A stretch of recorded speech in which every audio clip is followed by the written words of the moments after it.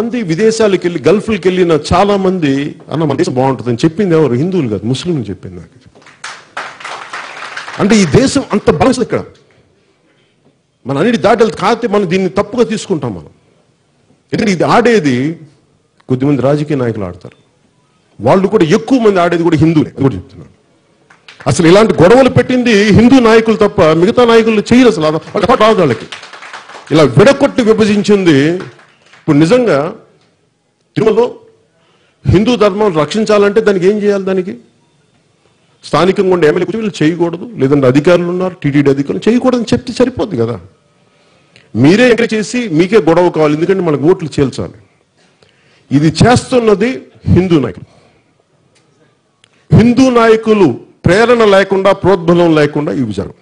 కాకపోతే నేను వింటుంది చిన్నప్పటి నుంచి సెక్యులరిజం అనే పేరుని నిజంగా ఇబ్బంది పెట్టి చేసింది హిందువులే చేశారు, మిగతా వాళ్ళు చేయలేదు. ఇది చాలా పెద్ద. నేను ఈరోజు మాట్లాడుతున్నానంటే చాలా మందికి ఇబ్బంది ఉంటుంది ఈరోజు, అది కూడా చెప్తున్నాను మీకు. సెక్యులరిజం పేరు మీద secularism is not one way, it's two way. Secularism అంటే కూర్చోబెట్టి ఒక్క సైడ్ నుంచి వచ్చేది కాదు, అన్ని సైడ్ నుంచి రావాలి. ఇది చాలా ఆవేదన కలిగిస్తుంది. కొన్ని దశాబ్దాలుగా చూస్తున్నారు ప్రతి హిందువు. దీంట్లో మిగతా మతాల ప్రస్తావన కంటే కూడా నేను ఎక్కువ ప్రస్తావన చేస్తుంది. హిందూ ధర్మాన్ని పాటించి వాళ్ళ వ్యక్తిగతంగా పాటించి బయటకు వచ్చేటప్పటికి మీడియా వారి కోసమో లేదంటే ఇంకొంత ఎవరైనా సాటిస్ఫై చేయడం కోసం తెలియదు, కానీ సాటి హిందువులు తోటి హిందువులను తిడతా ఉన్నారు. ఇది చాలా ఆక్షేపణీయం.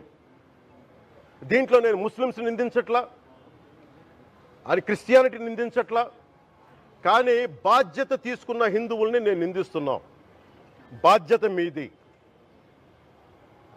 మీరు యథాలాపంగా వచ్చి ఇది పొలిటికల్ పదవులు, విగ్రహాలు పోతే మేము ఇల్లు కట్టుకుంటాం, వాకిళ్ళు కట్టుకుంటాం, ఏం మాటలవి?